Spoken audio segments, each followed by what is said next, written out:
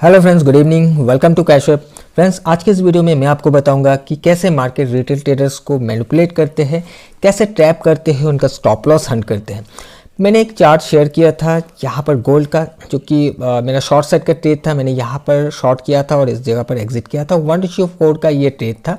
सो इसी का ही एग्जाम्पल लेते हुए आज के इस कॉन्सेप्ट को समझने की कोशिश करेंगे। तो चलिए चार्ट पर चलते हैं और सबसे पहले मैं आपको मेरा एंट्री एंड एग्जिट यहाँ पर एक बार दिखा देता हूँ, उसके बाद हम आगे बढ़ते हैं। तो मेरा जो एंट्री था शॉर्ट साइड में, मैंने यहाँ पर एंट्री किया था और मेरा एग्जिट लगभग इस वाले एरिया पर था। हालांकि मेरा टारगेट था ये वाला लेवल, जो कि यहाँ पर एक बॉक्स आप देख रहे हो, इसी बॉक्स पर ही मेरा एक मिनट, सॉरी, ओके, सो यहीं तक का मेरा टारगेट था। बट मैंने यहाँ पर एग्जिट कर लिया क्योंकि मुझे कहीं पर निकलना था और इस पोजीशन को मैं ऐसे ओपन छोड़कर नहीं निकलना चाह रहा था, जिस वजह से मैंने यहीं पर इसको एग्जिट कर दिया था। एंड उसके बाद अगर आप देखोगे प्राइस नीचे भी आया, थोड़ा रिट्रेस करते हुए मेरे टारगेट के और नीचे भी आया हुआ है। नेवरदलेस जहाँ तक मुझे मिला, ठीक है, चलो 1:4 का ट्रेड मुझे मिल गया था। अब हम बात करते हैं कि इस ट्रेड को कैसे बनाया था और कैसे यहाँ पर रिटेल ट्रेडर्स को भी ट्रैप किया गया है। तो इसके लिए सबसे पहले मैं क्या करता हूँ, एक बार थोड़ा सा हायर टाइम फ्रेम पर चलते हैं ताकि पूरा चार्ट हमारे सामने आ जाए, मैं आपको समझा सकूँ, नज़र में आ जाए। ओके, सो यहाँ पर अगर आप देखोगे गोल्ड के चार्ट को, प्राइस यहाँ कहीं से अगर मैं देखूँ तो प्राइस ऊपर चल रहा था, यहाँ कहीं पर हाई बनाया, प्राइस नीचे आया, इस जगह से ऊपर गया और यहाँ कहीं पर हाई बनाया। यानी कि प्राइस में एक higher high and higher low का फॉर्मेशन यहाँ पर बना हुआ है। ओके, सो प्राइस कुछ इस तरीके से चलता है। आप सबको मालूम है कि प्राइस ऊपर जाएगा, रिट्रेस करेगा, ऊपर जाएगा, रिट्रेस करेगा, कुछ इस तरीके से प्राइस को अगर ऊपर जाना है चलता रहेगा, नीचे आएगा तो लोअर लो लोअर हाई के फॉर्मेशन में ही आएगा। अब प्राइस जब यहाँ तक इसके ऊपर जाकर एक नया हाई बनाया है, एक स्ट्रक्चर ब्रेकआउट यहाँ पर हुआ, उसके बाद प्राइस को रिट्रेस करना है। अब कहाँ तक जाएगा ऊपर, उसके कहाँ से रिट्रेस करेगा हमें नहीं पता, बट जहाँ पर भी जाकर एक हाई बनाए वहाँ से कोई ना कोई इंडिकेशन हमें देगा कि रिट्रेसमेंट स्टार्ट हो गया है।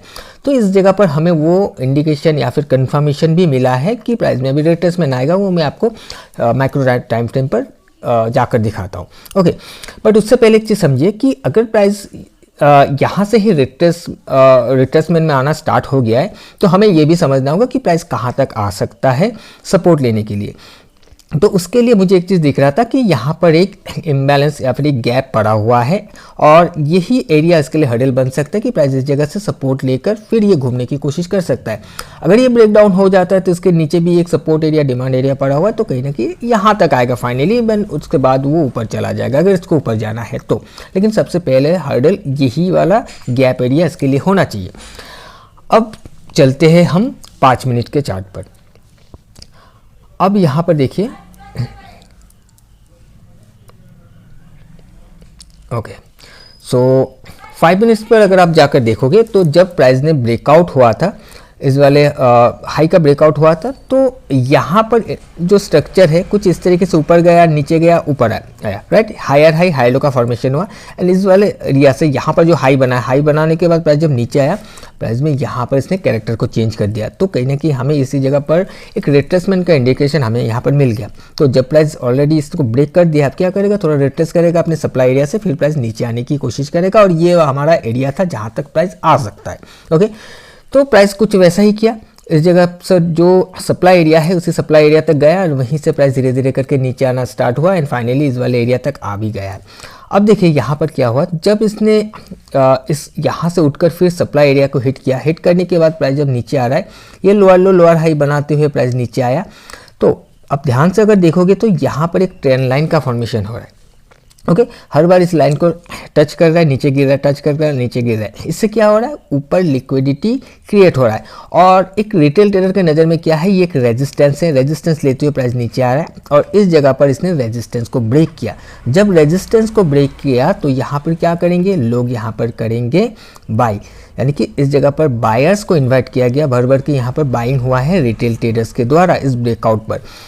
और करने का रीज़न भी होगा कि प्राइस सबसे पहला तो एक ब्रेकआउट भी है, जो ट्रेंड लाइन है, ट्रेंड लाइन का ब्रेकआउट है एंड उसी के साथ लोग ये भी देखेंगे, अगर थोड़ा सा पीछे आकर देखोगे तो एक ऑर्डर ब्लॉक भी यहाँ पर है, इस वाले कैंडल पर अगर देखोगे एक ऑर्डर ब्लॉक भी है। इसको टच करने के बाद प्राइस ने अपना ट्रेंड लाइन को ब्रेकआउट किया, इसको देखते ही यहाँ पर लोगों ने लॉन्ग किया और इसी जगह पर ही लोग फंस गए हैं जैसे ही लॉन्ग हुआ, अब देखिए जैसे प्राइस ऊपर गया, यहाँ पर वॉल्यूम का ब्रेकआउट होना स्टार्ट हो गया। वॉल्यूम ब्रेकआउट होने का मतलब क्या है कि यहाँ पर बहुत ज़्यादा मात्रा में एक्सचेंज हो रहा है, बाइंग एंड सेलिंग हो रहा है, लेकिन प्राइस इस वाले हाई तक जाकर टच करते ही प्राइस में एक स्ट्रॉन्ग फॉलिंग हमें देखने के लिए मिला है।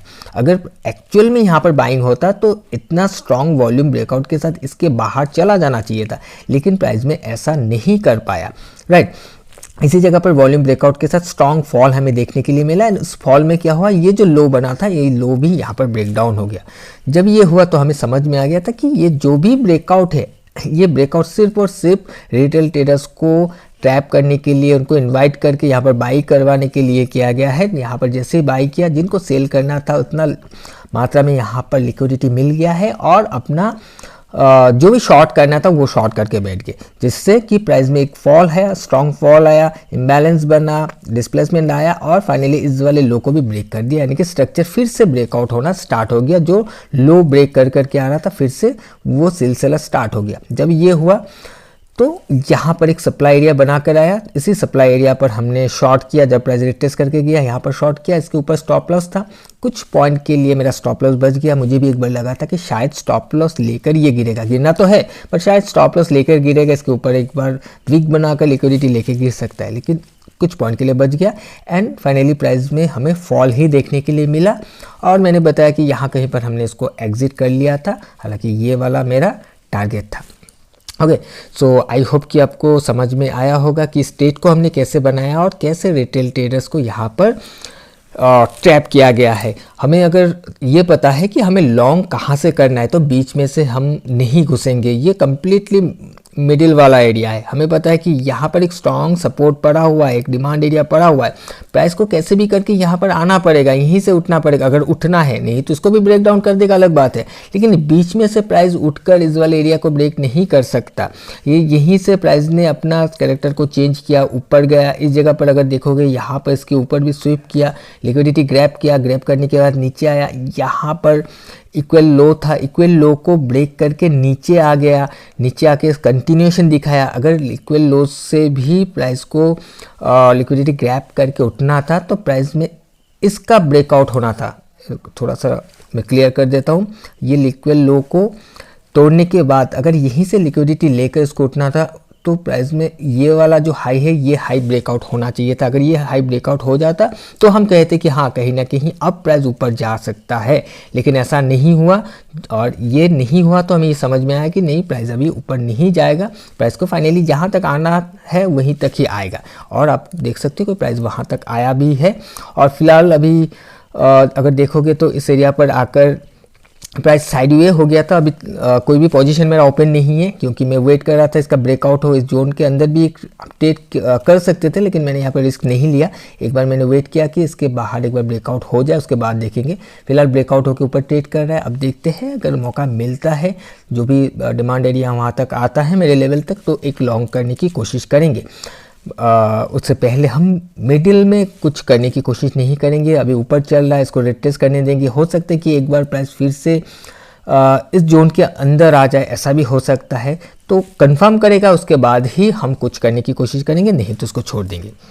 ओके, सो आई होप कि आपको समझ में आया होगा कि स्टेट को हमने कैसे बनाया और कैसे रिटेल ट्रेडर को यहाँ पर ट्रैप किया जाता है, कैसे फंसाया जाता है। अगर आप हर चीज़ को ध्यान से देखोगे, हर एक प्राइस लेवल को समझने की कोशिश करोगे तो आप भी इन ट्रैप से बच सकते हो। ओके, बाकी इस वीडियो को देखकर कैसा लगा, कुछ समझ में आया है या नहीं, कमेंट करके ज़रूर से बताइएगा। वीडियो अगर पसंद आया तो वीडियो को लाइक भी कर दीजिएगा और अगर पहली बार इस चैनल पर आए हो तो चैनल को सब्सक्राइब भी कर दीजिएगा। सो मैं मिलता हूँ आपको साथ किसी और एक नए वीडियो में। Till then bye bye.